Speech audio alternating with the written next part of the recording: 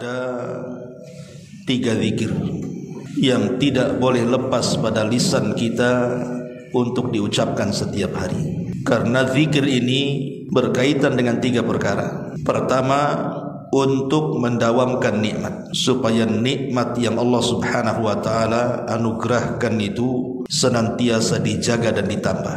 Yang kedua, untuk menambah rizki bagi yang mungkin lambat rizkinya, maka Allah Subhanahu wa taala akan segerakan rizkinya. Dan yang ketiga, bicara soal musibah, supaya kita dijauhkan dan dihindarkan dari musibah. Makanya 3 zikir ringan ini terkadang malas kita mengucapkannya, padahal di balik 3 zikir ini luar biasa keutamaannya. Ma'asyiral muslimin yang dimuliakan Allah Azza wa Jalla, apa saja zikir itu? Dahulu ada ulama salaf namanya Ja'far ibn Muhammad ibn Ali ibn Husain, atau dikenal dengan Ja'far As-Sadiq. Dia putra daripada Muhammad ibn Ali, atau dikenal dengan Zainul Abidin. Dan dia adalah putra daripada Husain, dan Husain putra daripada Ali, dan Ali putra daripada Abi Talib. Artinya silsilah Ahlul Bait. Ja'far ibn Muhammad ibn Ali ibn Husain ini, dia punya murid, seorang ulama besar namanya Sufyan Ats-Tsauri rahimahullahu ta'ala. Dan dia adalah sayyidut tabi'in, pemimpinnya para tabi'in. Satu hari Sufyan Ats-Tsauri rahimahullahu ta'ala sedang duduk bersama gurunya Ja'far ibn Muhammad ibn Ali ibn Husain ini. Layaknya seorang murid kepada gurunya, maka Sufyan Ats-Tsauri rahimahullahu ta'ala mengatakan, la akum hatta tuhaddithuni, saya tidak akan pergi dari tempat ini sampai engkau wahai guruku memberikan nasihat kepadaku. Qala, maka berkata Imam Ja'far ini, amma inni uhaddithuka wa ma kathratul hadithi laka bi khairin ya Sufyan. Ya Sufyan, bukankah aku telah banyak memberikan nasihat-nasihat kepadamu, nasihat-nasihat kebaikan, kurang cukupkah itu?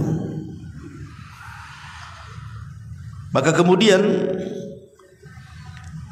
Ja'far ibn Muhammad ibn Ali al-Husain ini mengatakan kepada Sufyan Ats-Tsauri rahimahullahu ta'ala, memberikan 3 nasihat. Idza an'ama Allahu 'alaika bi ni'matin fa ahbabta baqa'aha wa dawamaha fa aqsir minal hamdi wasyukri 'alaiha. Apabila Allah Subhanahu wa taala memberikan nikmat kepadamu dan engkau berkehendak nikmat itu terus ada dan terus bertambah, maka perbanyak memuji Allah Subhanahu wa taala dan bersyukur. Artinya ucapkan alhamdulillah. Fa inna Allah azza wa jalla, karena Allah Subhanahu wa taala berfirman, la in syakartum la azidannakum wa la in kafartum inna adzabi lasyadid. Kalau engkau melakukan syukur, mengucapkan banyak kalimat alhamdulillah setiap mendapatkan nikmat, maka kau akan tambah nikmat kalian. Tapi kalau kalian kufur, maka azabku sangat pedih untuk kalian. Jadi yang pertama, zikir yang pertama, nasihat Ja'far ibn Muhammad ibn Ali kepada Sufyan Ats-Tsauri, perbanyak ucapkan alhamdulillah. Ini yang pertama.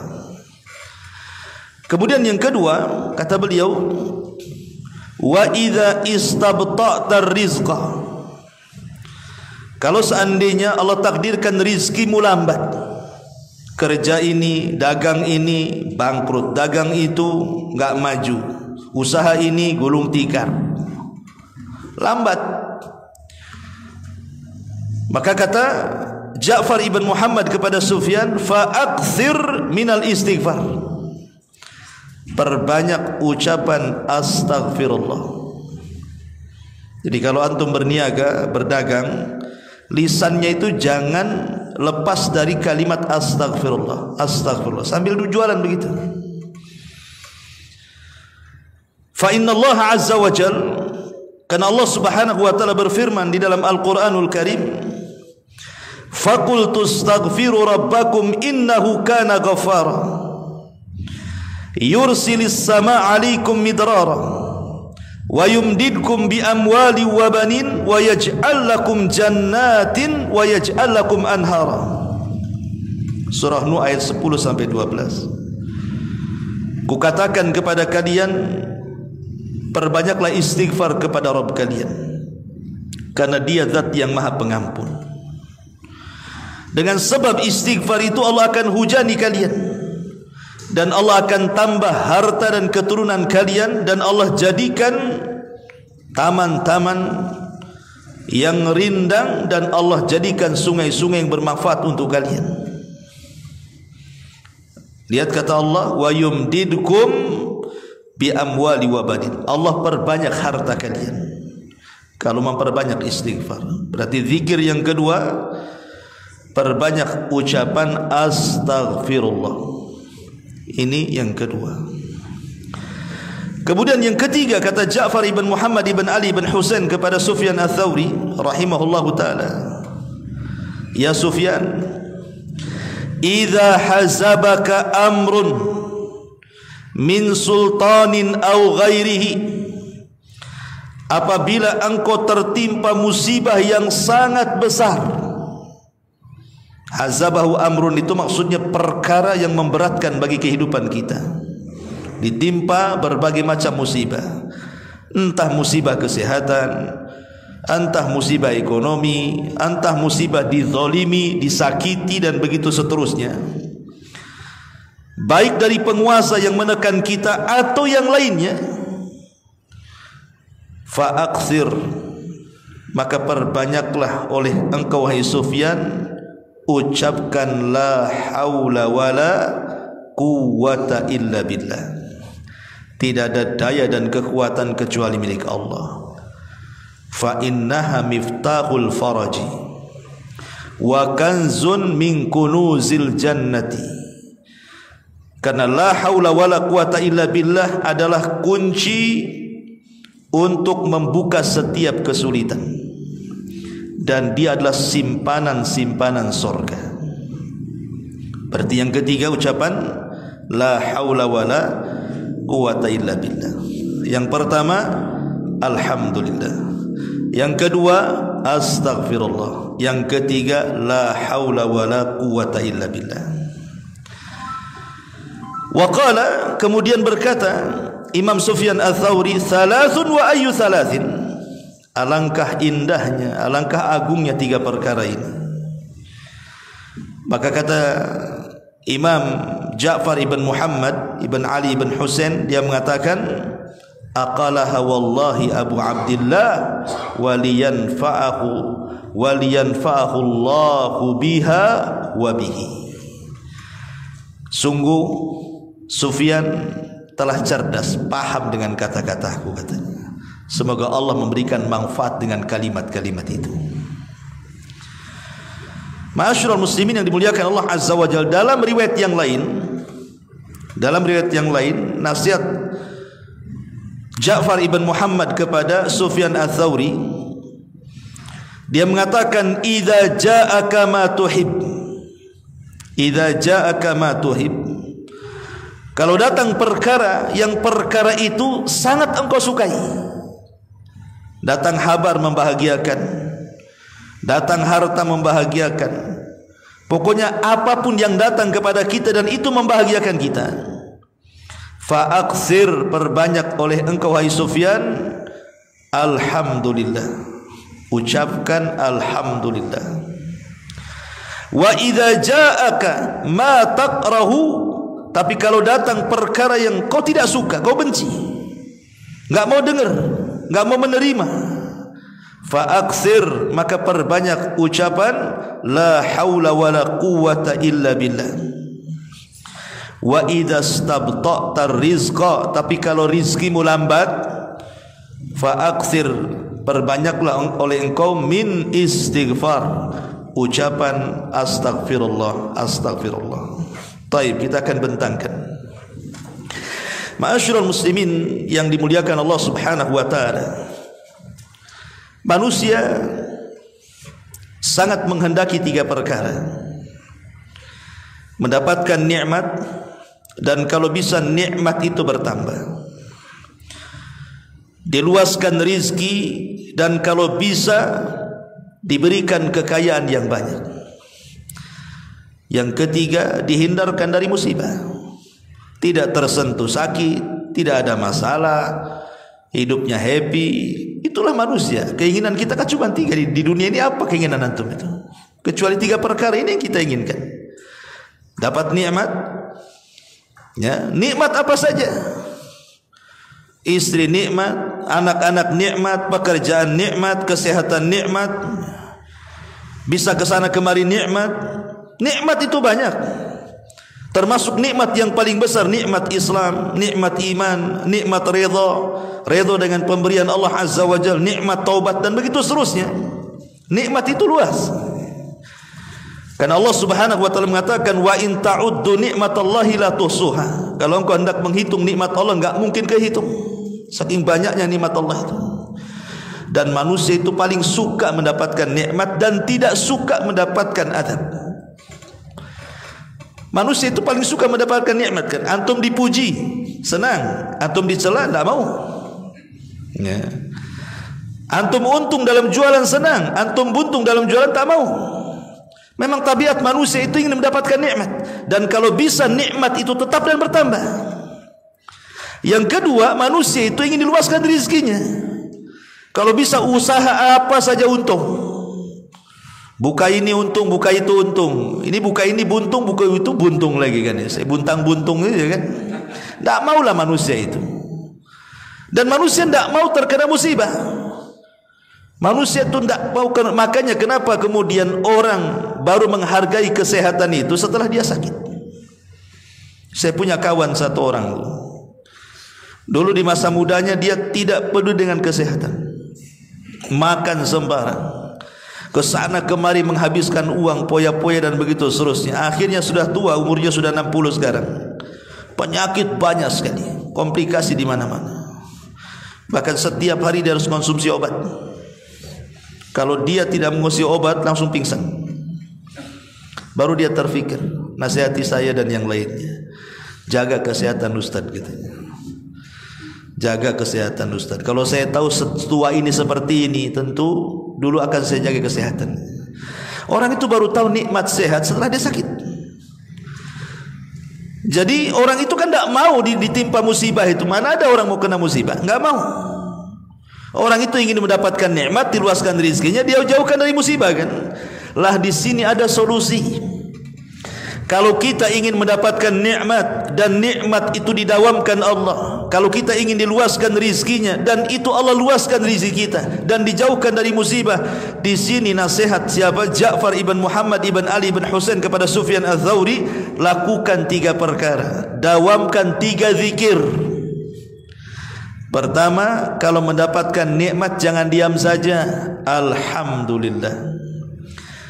Yang kedua, kalau diuji usahanya asik gagal terus, berarti kurang istighfar itu orang itu. Dan yang ketiga, kalau kita dizalimi, disakiti, ada hal-hal yang tidak enak bagi kita, perbanyak kalimat la haula wala quwata illa billah. Pertama, ucapan alhamdulillah. Ucapan alhamdulillah itu ucapan yang ajaib ikhwan, karena semua makhluk mengucapkannya. Tidak manusia, tidak jin, tidak malaikat. Bahkan semua yang Allah Subhanahu wa taala ciptakan di alam semesta ini, kalau kita perdengarkan, Allah memperdengarkan tasbih mereka kepada kita, pasti kita akan mendengar mereka mengucapkan alhamdulillah. Mana dalilnya? Allah Subhanahu wa taala berfirman, wa in min kulli syai'in illa yusabbihuna bihamdihi walakin la tafqahuna tasbihahum. Tidaklah segala sesuatu yang Allah ciptakan kecuali mereka bertasbih dengan cara apa? Bihamdi, memuji Allah, mengucapkan alhamdulillah. Tapi engkau tidak tahu tasbih mereka. Jadi kalau seandainya pintu ini diperdengarkan dia bertasbih, maka pintu ini akan mengucapkan alhamdulillah. Jika kipas itu diperdengarkan tasbihnya, maka kipas itu akan mengucapkan alhamdulillah. Jika karpet ini diperdengarkan kepada kita, dia sedang bertasbih, tentu kita akan mendengar karpet mengucapkan alhamdulillah. Dan begitu seterusnya. Jika antum mendengar suara ayam yang sedang bertasbih, tentu ayam itu akan mengucapkan alhamdulillah. Dan begitu seterusnya. Jadi alhamdulillah itu ucapan yang semua makhluk mengucapkannya, karena di dalamnya adalah pujian dan pengagungan kepada Allah Subhanahu wa taala. Dan ucapan alhamdulillah itu masuk kepada semua orang. Orang sehat mengucapkan alhamdulillah, orang sakit mengucapkan alhamdulillah, orang kaya mengucapkan alhamdulillah, orang miskin mengucapkan alhamdulillah. Coba saja antum tanya, datang kepada orang kaya, "Cemana kondisinya?" "Alhamdulillah, bisnis lancar Ustaz." Ya kan? Datang kepada orang miskin, "Cemana kondisinya akhi?" "Alhamdulillah, masih bisa makan." Tetangga tak bisa makan. Datang kepada orang yang sehat, "Cemana kondisinya?" "Alhamdulillah bi khairin." Sehat, olahraga, alhamdulillah. Datang kepada orang sakit, "Cemana kondisinya akhi?" "Alhamdulillah, masih hidup. Kemarin stroke mati." Gitu. Ucapan alhamdulillah ini dia masuk kepada semuanya. Dan ajaibnya adalah apa kata Hasan Al-Basri rahimahullahu taala? Dia mengatakan, "Ma min rajulin yara ni'matallahi alaihi fayaqulu alhamdulillahi alladhi bi ni'matihi tatimmus salihat illa aghnahu Allahu wa zadahu min fadli." Apa kata Imam Hasan Al-Basri rahimahullahu taala? Tidaklah seseorang ketika dia melihat nikmat Allah Subhanahu wa taala yang sampai kepadanya, dia pun mengucapkan alhamdulillah. Jadi tidaklah seseorang yang melihat nikmat Allah, antum diberikan kesembuhan, alhamdulillah. Berhasil dari operasi, alhamdulillah. Berniaga kemudian dapat untung, alhamdulillah. Apalagi kalau kita pandai ini bersyukur, ikhwatu fiddin, muliakan Allah Subhanahu wa taala, ketika kita mendapatkan nikmat kemudian kita katakan alhamdulillahilladzi bi ni'matihi tatimmus shalihat. Segala puja dan puji hanya milik Allah, dengan nikmatnya sempurnalah amalan-amalan saleh. Apa kata Hasan Al-Basri? Illa aghnahu Allah, kecuali Allah akan memberikan kekayaan dan kecukupan kepadanya, wa zadahu min fadli, dan Allah akan tambah nikmatnya. Jadi kalau antum ya dapat istri satu, alhamdulillah, kira-kira ditambah kan? Ya. Kan la in syakartum la azidannakum, kalau engkau bersyukur ku tambahkan itu. Ya. Amin. Bapak-bapak yang di atas, innalillahi wa inna ilaihi rajiun, yang di atas, yang ibu-ibu ya. Taib. Intinya bahwa lihat bagaimana Hasan Al-Basri mengatakan, kalau seseorang itu mendapatkan nikmat dari Allah, maka ucapkan alhamdulillah. Alhamdulillahilladzi bi ni'matihi tatimmu shalihat. Maka Allah akan cukupkan kehidupan kita dan Allah akan tambah nikmatnya. La in syakartum la azidannakum. Karena kalimat alhamdulillah ini kalimat yang mulia. Al-Quran dimulai dengan kalimat alhamdulillah. Karena surah Al-Fatihah itu ayat yang pertama alhamdulillah. Bismillah itu bukan bagian daripada Al-Fatihah kecuali dalam mazhab Syafi'i. Kemudian juga alhamdulillah kalimat yang dicintai Allah. Bagaimana tidak dicintai Allah? Kalimat itu pujian, antum aja dipuji suka. Walillahi matsalul a'la. Maka Allah lebih utama lagi kalau kita mengucapkan alhamdulillah, Allah suka tuh. Bahkan kalimat alhamdulillah dianjurkan dibaca pada banyak tempat. Apabila antum melihat ada orang yang kecelakaan, mungkin akalnya kurang, gila lah dia. Ketika antum melihat orang gila, antum katakan apa? Alhamdulillah, bahwa aku tidak gila seperti dia. Ya. Ketika ada orang kecelakaan, brak gitu depan antum, mati satunya pula cacat permanen, kita katakan alhamdulillah. Jangan kedengaran orang yang kecelakaan marah dia. Apa pula aku kecelakaan, kau bilang alhamdulillah. Maksudnya alhamdulillah aku tidak kecelakaan seperti dia. Allah masih menjaga aku. Ya. Jadi kata Nabi SAW, man ra'a mubtalan, barang siapa yang melihat orang yang diuji, ditimpa musibah, faqala, dan dia mengatakan alhamdulillahilladzi afani mimma btalaka bihi wa faddalani ala katsiri mimman khalaqa tafdila illa ufiya min dzalikal bala.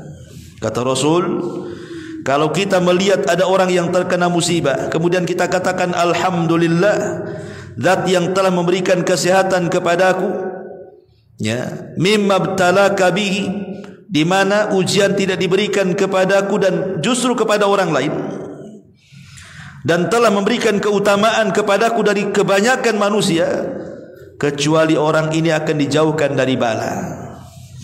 Jadi kalau antum melihat orang yang kena musibah, alhamdulillah saya tidak seperti dia, maka kita akan dijauhkan dari bala.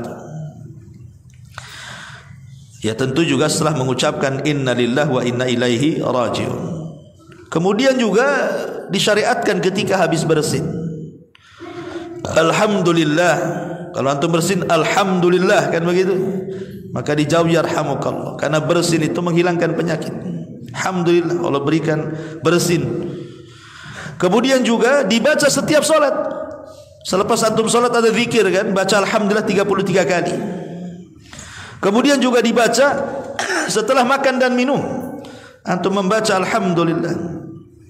Bahkan ketika antum bangun dari tidur, antum pun juga mengatakan alhamdulillahilladzi ahyana ba'da ma amatana wa ilaihin nusyur. Alhamdulillah masih dihidupkan. Betapa banyak orang tidur gak hidup lagi. Ketika kita dibangunkan, alhamdulillah masih hidup. Ya, cubit dulu, masih sakit, masih hidup berarti. Masih bisa beramal lagi maksudnya. Kemudian juga alhamdulillah dibaca ketika hendak tidur. Ma'asyiral muslimin, sampai Umar ibn Khattab radhiyallahu an, apabila dia masuk pasar, kemudian dia mengatakan fala yalqu ahadan min ashabihi illa wa yas'aluhu. Umar itu kalau masuk pasar, tidak ada satupun orang di pasar kecuali ditanya, kaifa haluk, bagaimana kondisimu? Maka semua yang ditanya seperti itu akan mengucapkan alhamdulillah, kan begitu. Kata Umar, ini yang aku mau, engkau mengucapkan kalimat itu, katanya. Ini yang ku mau, karena ucapan itu akan dicatat dalam catatanmu di hadapan Allah, dan akan memberatkan timbangan kebaikanmu, dan akan menjadikan kau bahagia kelak pada hari kiamat, kata Umar. Tuktab fi sahifatika wa tudha fi mizani hasanatika fatafrahu biha yaumal qiyamah. Kalau engkau mengucapkan kalimat itu, kata Umar, itu adalah kalimat terbaik dalam catatanmu, dan itu yang bisa memberatkan timbangan di hadapan Allah, dan engkau akan bahagia dengan kalimat itu. Makanya Abdullah bin Abbas radhiyallahu anhuma meriwayatkan sebuah hadis, walaupun sebagian ulama mendhaifkan riwayat ini, tapi ada juga yang mensahihkan, karena hadis ini sahih ala syarti Muslim. awal ma yud'a ilal jannati alladina yahmadullaha fi sarra'i wal dharra. Manusia yang pertama kali dipanggil masuk surga. Jadi ketika manusia berjubel di pintu-pintu surga itu, maka Rasulullah SAW orang yang pertama kali masuk ke dalam surga dan dia membuka pintu surga. Maka dari manusia yang berada di luar surga itu, yang pertama kali dipanggil untuk masuk ke dalam surga adalah orang yang banyak memuji Allah, baik dalam kesendirian ataupun dalam terang-terangan. Banyak mengucapkan alhamdulillah, alhamdulillah, alhamdulillah. Ma'asyiral muslimin yang dimuliakan Allah Subhanahu wa taala. Dari sini kata Imam Ibnul Qayyim rahimahullahu taala, apa kata beliau dalam kitabnya Jala'ul Afham? Wa ummati Rasulillah sallallahu alaihi wasallam humul hammadun yahmaduna Allah ala sarra'i wal dharra, wa salatu ummatihi muftatahatun bilhamdi, wa khutbatuhu muftatahatun bilhamdi, wa kitabatuhu muftatahatun bilhamdi, wa biyadihi lewa'ul hamdi yaumal qiyamah, wa lamma yasjudu baina yaday rabbih lisyafa'ati wa yu'dhan lahu fiha yahmadu rabbahu bimahamidi yaftahuha alaihi hina idzin. Apa kata Imam Ibnul Qayyim rahimahullahu taala? Umat Muhammad adalah umat yang banyak memuji Allah. Jadi umat Rasul adalah umat yang banyak memuji Allah.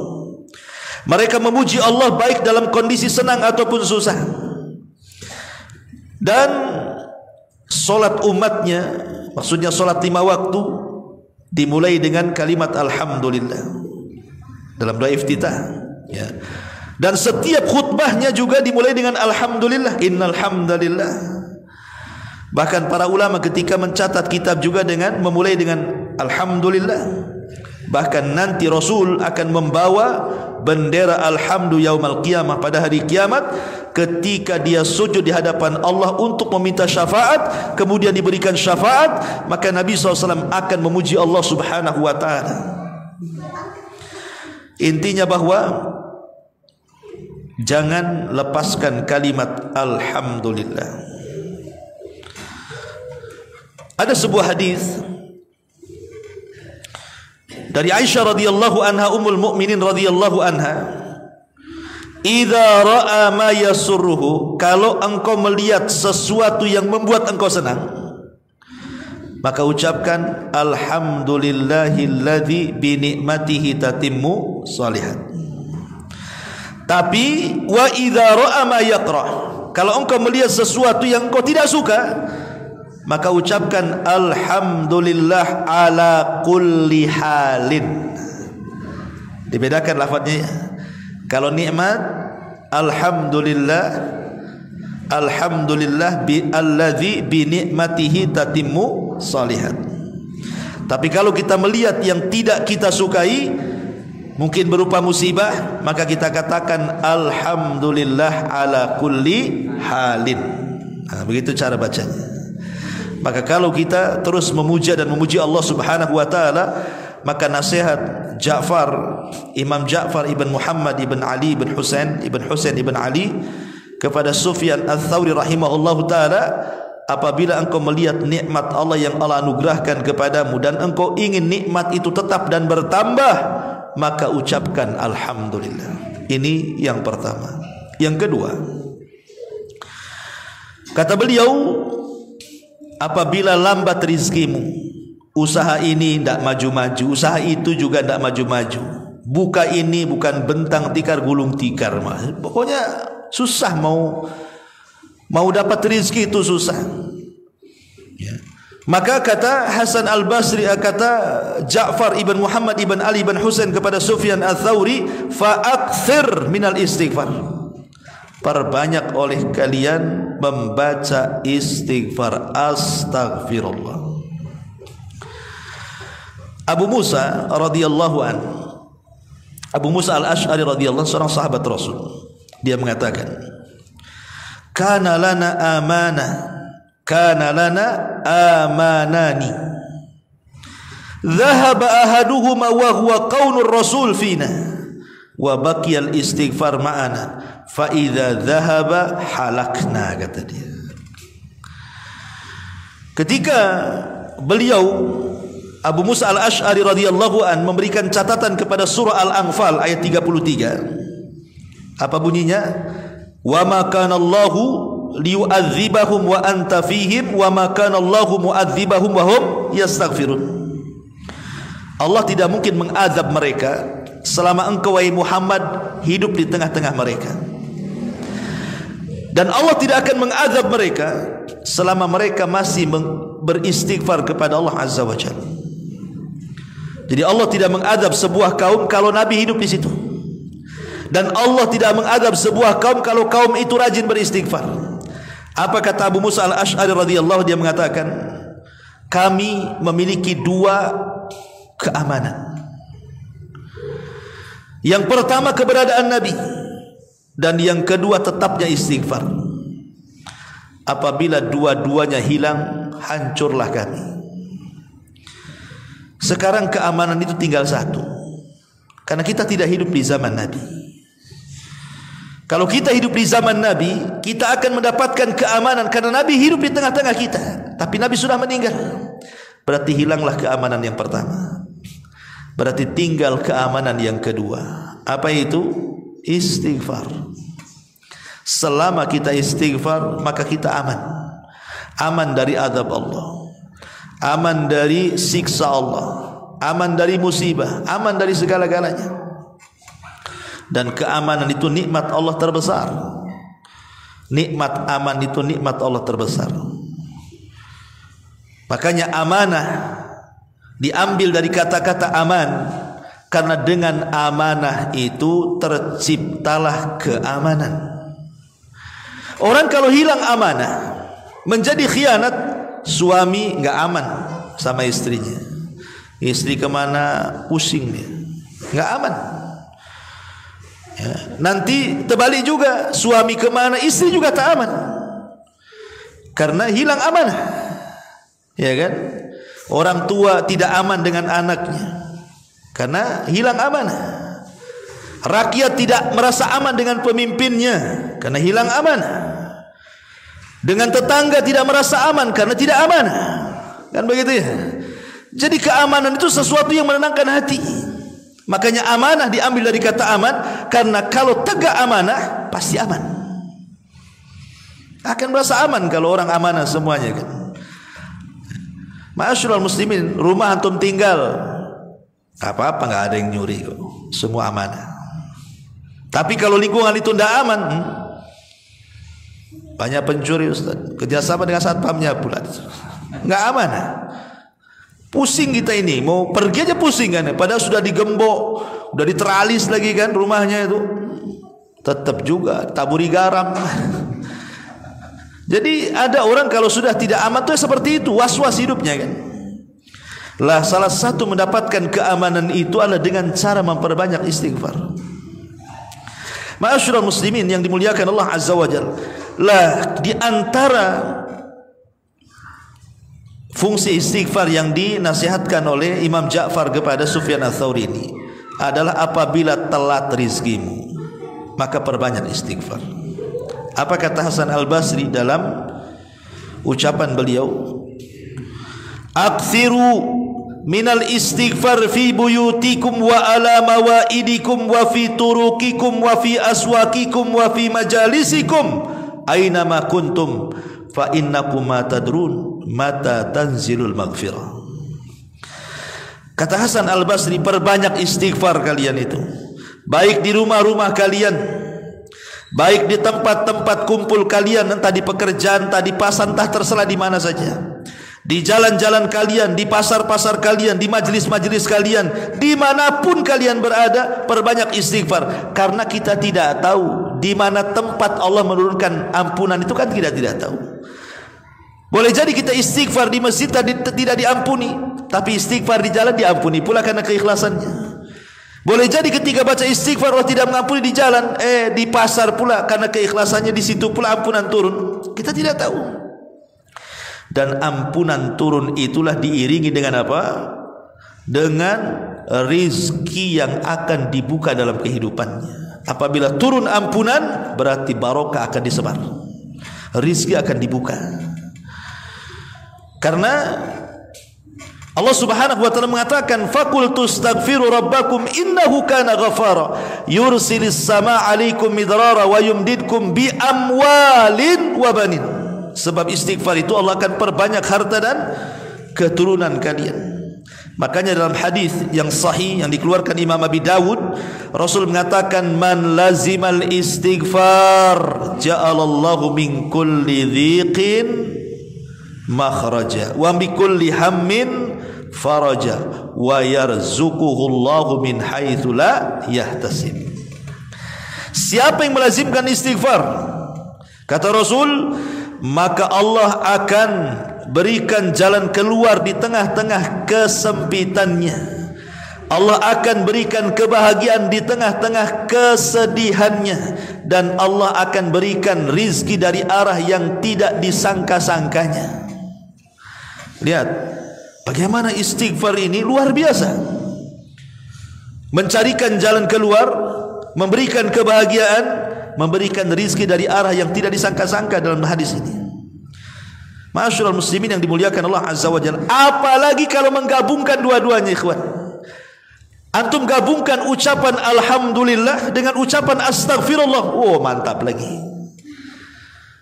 Hasan Al-Basri, Imam Tabi'in, mengatakan, jadi satu hari dia menyewa seorang pekerja hamal, tukang bawa-bawa tuh.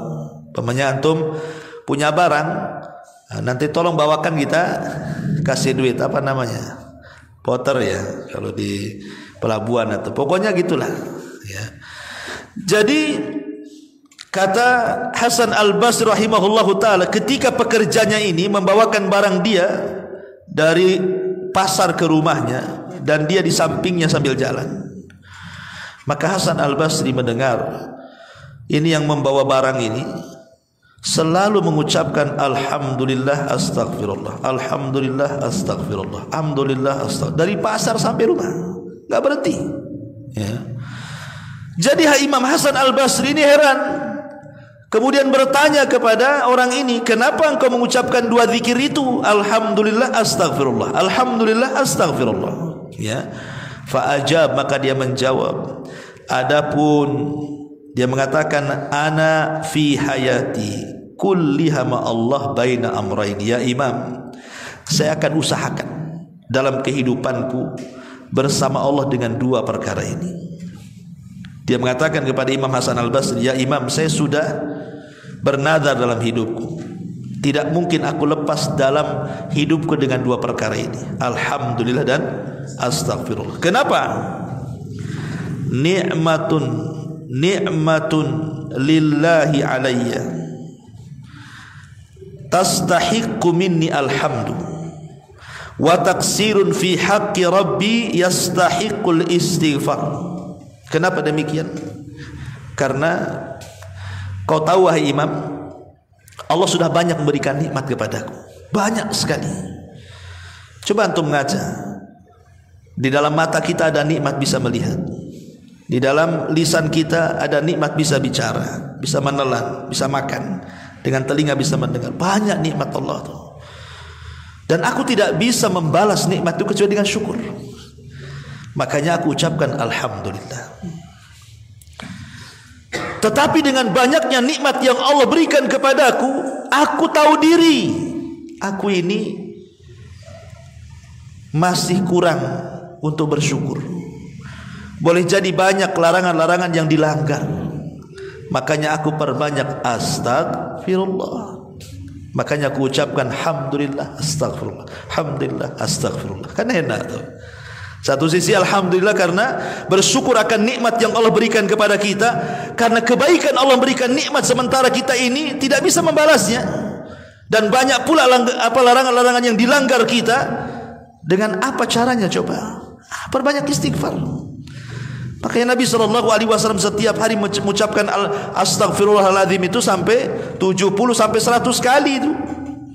Artinya mengucapkan astagfirullah itu tidak mesti harus kita punya dosa, tidak. Membiasakan bertobat, gitu maksudnya. Ma'asyiral muslimin yang dimuliakan Allah Subhanahu wa taala. Jadi nasihatkan seperti itu, karena ini bisa membuka rizki.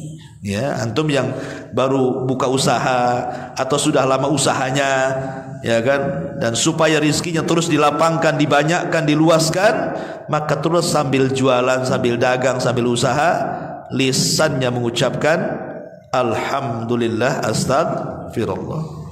Ini yang kedua. Yang ketiga dan yang terakhir, di mana Ja'far ibn Muhammad ibn Ali ibn Husain menasihati Sufyan ats-Tsauri rahimahullahu taala, idza hazabaka amrun min sultanin aw ghairihi, kalau ada masalah berat bagi hidupmu, kau ditekan dengan penguasa, kau disakiti orang lain, banyak ujian yang menimpamu, macam-macam pokoknya, entah kesehatan, entah ekonomi, entah keluarga, pokoknya banyaklah ujian. Fa'akthir min la haula wa la quwata illa billah. Perbanyak ucapan la haula wa la quwata illa billah. Tidak ada daya dan kekuatan kecuali hanya milik Allah. Kenapa? Kalimat ini ikhwan adalah kalimat yang Abi Darda radhiyallahu an senantiasa diperintah Rasul untuk membacanya setiap hari. Kata Abi Darda radhiyallahu an, amarani khalili bisab'in, kekasihku maksudnya Nabi telah berwasiat kepadaku untuk tidak meninggalkan 7 perkara. Apa itu? Hubbul masakin, mencintai orang miskin. Kemudian melihat ke bawah, jangan melihat ke atas. Capek melihat ke atas itu, ya kan, pegal kan kalau melihat ke atas kan, lihat ke bawah, ya. Kemudian yang ketiga, untuk bersilaturahim, walaupun orang yang kita silaturahim dia pergi meninggalkan kita. Kemudian yang keempat, jangan meminta-minta. Kemudian yang kelima, mengatakan yang hak walaupun pahit rasanya. Kemudian yang keenam, jangan takut celaan kecuali kepada Allah. Kemudian yang ketujuh, yang terakhir, wa amarani an ukthira min qawli la haula wala quwata illa billah fa innahunna min kanzi tahtil arsy.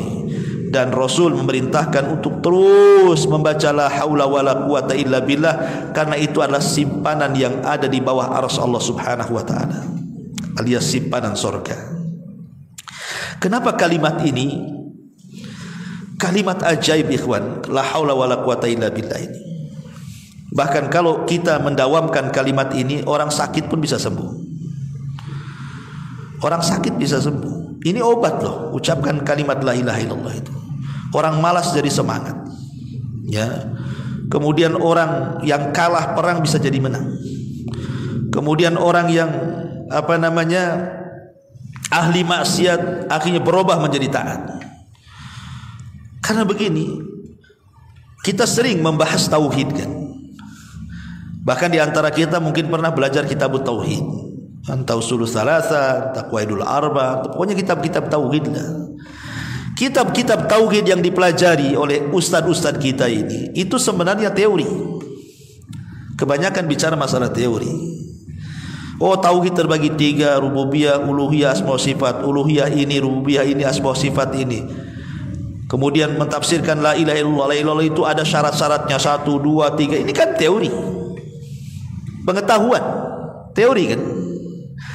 Tetapi ketika antum mengucapkan kalimat la haula wala quwata illa billah, ini namanya praktek. Antum sedang mempraktekkan tauhid. Ketika antum kemudian terus lisannya tidak lepas dengan kata-kata la haula wala quwata illa billah, artinya anda sedang mempraktekkan tauhid. Ya.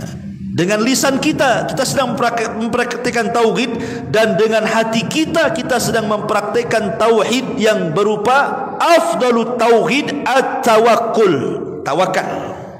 Karena kalimat la haula wala quwata illa ini gabungan dari 2 kata. Iyyaka na'bud,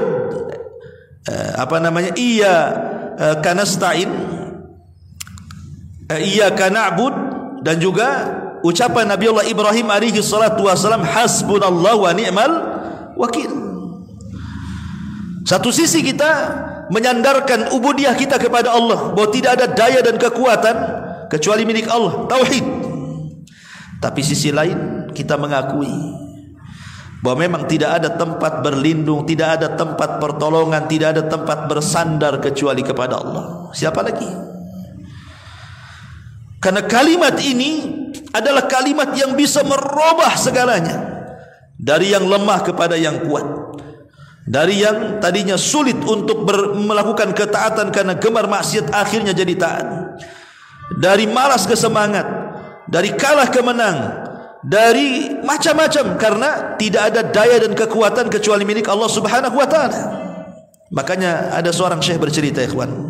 Ada seorang syekh bercerita di Riyadh. Jadi ada seorang tujar di Riyadh itu, seorang pedagang, dulunya sukses. Ya, pedagang sukses. Allah takdirkan pedagang ini bangkrut sabangkrut-bangkrutnya. Habis modalnya, hutang di mana-mana. Akhirnya kepikiran, sakit pula dia. Kan begitu orang yang bangkrut, stres, akhirnya kemudian sampai kepada sakit. Kemudian dia datang kepada salah satu masyayikh, kepada salah satu ulama yang ada di sana, meminta nasihat gitu ya. Apa yang harus dia lakukan, amalan apa yang harus diamalkan. Datanglah dia kepada salah satu ulama. Akhirnya sang ulama pun berikan nasihat, cobalah kau memulai lagi bisnismu, tetapi jangan tinggalkan kalimat la haula wala quwata illa billah. Tidak ada daya dan kekuatan kecuali milik Allah. Betapa hebatnya manusia tetap lemah di hadapan Allah. Betapa kayanya manusia tetap miskin di hadapan Allah. Minta kepada Allah. Akhirnya kemudian orang ini memulai usahanya. Setiap hari lisannya tidak pernah lepas la haula wala quwata illa billah, la haula wala quwata illa billah. Pagi, siang, malam terus, masya Allah. Akhirnya Allah kembalikan kekayaannya. Lambat laun bisnisnya hidup lagi, penyakitnya hilang, sehat lagi. Bahkan ada kisah lagi juga, ada seseorang yang terkena kasus, dia itu posisinya dizalimi. Akhirnya kasusnya sampai ke mahkamah, ke pengadilan. Dia di pihak yang benar, tapi dia dizalimi.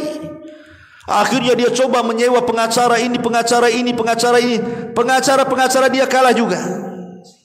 Terkadang ikhwan, belum tentu yang benar itu menang kan gitu. Karena dalam dunia pengacara bukan yang menang itu yang benar, tapi yang pandai ngomong. Kalau pandai ngomong kan gitu ya, dia menang. Pandai memutar pasal-pasal karet bukan, ada pandai menang tuh, bayar saksi pandai menang. Padahal dia tidak benar. Jadi akhirnya dia itu sudah kepepet gitu ya. Dia di pihak benar tapi kok kemudian dipojokkan terus dalam mahkamah itu. Dengan pengacara lawannya, datanglah dia kepada salah seorang syekh, meminta nasihat, gimana caranya supaya saya menang dalam perkara, karena saya di pihak yang benar. Maka syekh itu atau ulama, sang ulama pun memberikan nasihat, perbanyaklah ucapkan la haula wala quwata illa billah. Ingat, sehebat apapun hakim, tetaplah hakim. Dia manusia, dia lemah. Allah jauh lebih kuat dibandingkan dia. Betapa hebatnya sang pengacara, ngomong sana sini, tetaplah dia manusia, dia makhluk yang lemah. Allah lah yang kuat. Perbanyak kalimat la haula wala quwata illa billah. Akhirnya dia terus membaca sampai setiap persidangan, akhirnya datang keajaiban. Allah singkap siapa yang benar, siapa yang salah. Kekuatan siapa yang menyingkap itu kalau bukan kekuatan Allah? Itulah la haula wala quwata illa billah. Makanya kalimat ini dianjurkan dibaca di banyak tempat karena saking agungnya. Seperti kalau antum keluar dari rumah, antum membaca bismillahi tawakkaltu ala Allah la haula wala quwata illa billah. Kalau antum baca seperti itu, kata Rasul, hudita wa kufita wa wukita fatatanaha lahu syayatin, katanya. Engkau akan dicukupi rizkinya hari itu. Engkau akan diberikan hidayah. Engkau akan dijaga, setan gak akan menyentuhmu. Ya. Kemudian juga dibaca ketika bangun dari malam hari. Sebagaimana hadis Nabi SAW, beliau mengajarkan doa la ilaha illallah wahdahu la syarikalah, lahul mulku wa lahul hamdu wa huwa ala kulli syai'in qadir, alhamdulillah wa subhanallah wa la ilaha illallah wallahu akbar wa la haula wa la quwata illa billah. Maka siapa yang membaca doa ini maka akan diampuni dosa-dosanya, kata Rasul. Terkadang juga dibaca ketika menghadapi lawan. Ya, tadi antum kalau melawan di persidangan, ya kan, antum ini ada kasus. Ini hari ini sidang nih. Nanti jam 1 sidang. Dari malam tuh antum bacakan la haula wala quwata illa billah terus sampai ke persidangan. Ya, tidak ada daya kekuatan Allah yang berkuasa, bukan hakim, bukan pengacara, bukan saksi. Allah yang berkuasa. Boleh jadi sebab itu Allah bolak-balikan tuh hati si hakim itu. Yang tadi sudah disogok dibalikan sogokannya, bisa saja. Atau kepleset ngomong, kan nggak tahu, ya kan? Itu bisa kita gunakan untuk itu. Makanya yang semakna dengan kalimat ini adalah hasbunallahu wa ni'mal wakil, itu kan sama dengan la haula wala quwata illa billah. Dan itu yang diucapkan Nabi Ibrahim ketika dilempar kepada api, kan Allah selamatkan. Bahkan ketika mendengar azan hayya 'alas shalah hayya 'alal falah, kita juga mengucapkan la haula wala quwata illa billah. Bahkan ketika indal qurbat, antum ditimpa banyak masalah, banyak kesulitan, ya, tidak bisa keluar dari kesulitan itu, rasanya kiamat. Jangan diam saja, jangan mengeluh kepada manusia, apalagi mengeluh kepada Facebook dan juga TikTok, kan gitu. Keluhkan kepada Allah, perbanyak ucapan la haula wala quwata illa billah, karena dia adalah simpanan sorga. La haula wala quwata itu simpanan sorga. Bayangkan malaikat pemikul arsy. Siapa duluan yang diciptakan arsy atau malaikat pemikul arsy dulu? Allah ciptakan arsy. Arsy itu makhluk Allah yang paling besar. Setelah Allah ciptakan arsy, Allah ciptakan yang memikulnya malaikat. Setelah malaikat diciptakan, malaikat tengok arsy, mak besar kali, cemana saya ngiping-ngikul katanya. Tak mungkin ya Rabb, arsy sebesar ini kami pikul. Dan Allah ciptakan berapa? 8 malaikat pemikul arsy, kan? Dalam Quran disebutkan thamaniyah, 8. Semua 8 malaikat nyerah. Tak bisa ya Rabb, arsy ini terlampau besar, kami tidak kuat. Maka Allah mengatakan, katakan oleh kalian la haula wala quwata illa billah. Maka ketika 8 malaikat pembawa arsy ini mengucapkan kalimat la haula wala quwata illa billah, tiba-tiba datang kekuatan. Dan antum tahu besarnya malaikat pemikul arsy, kakinya di dasar bumi, badannya menjulang sampai ke langit ke pertama, kedua, ketujuh, sampai melewati sorga, sampai tanduknya memikul arsy. Sebesar itulah malaikat arsy itu. Dan dia akan tetap memikul sampai kiamat dibangkitkan. Siapa yang berikan kekuatan memikul arsy? Allah. Maka dari sini kalimat ini bisa menyembuhkan penyakit. Bisa juga memberikan semangat bagi yang lemah. Karena ada orang yang kemudian putus asa hidupnya, karena ini gagal itu gagal, ya kan? Akhirnya stres. Ketika stres bingung, ketika bingung lemah badannya. Maka siapa yang melazimkan dengan penuh keyakinan bahwa tidak ada daya dan kekuatan kecuali Allah, dan itu tauhid yang sempurna, maka insyaallah dengan lafaz la haula wala quwata illa akan mendatangkan keajaiban-keajaiban itu. Maka sebagai penutup, sekali lagi saya ulangi, kehidupan manusia tidak lepas daripada nikmat, rizki dan musibah. Kalau ingin ditambah nikmatnya, diluaskan rizkinya, dijauhkan dari musibah, ucapkan 3 zikir. Alhamdulillah, astagfirullah, la haula wala quwata illa billah. Wallahu a'lam bishawab. Ini yang bisa saya sampaikan. Mudah-mudahan ada manfaatnya. Subhanakallahumma bihamdika, asyhadu an la ilaha illa anta, astaghfiruka wa atubu ilaik. Allahu ta'ala alam. Assalamualaikum warahmatullahi wabarakatuh.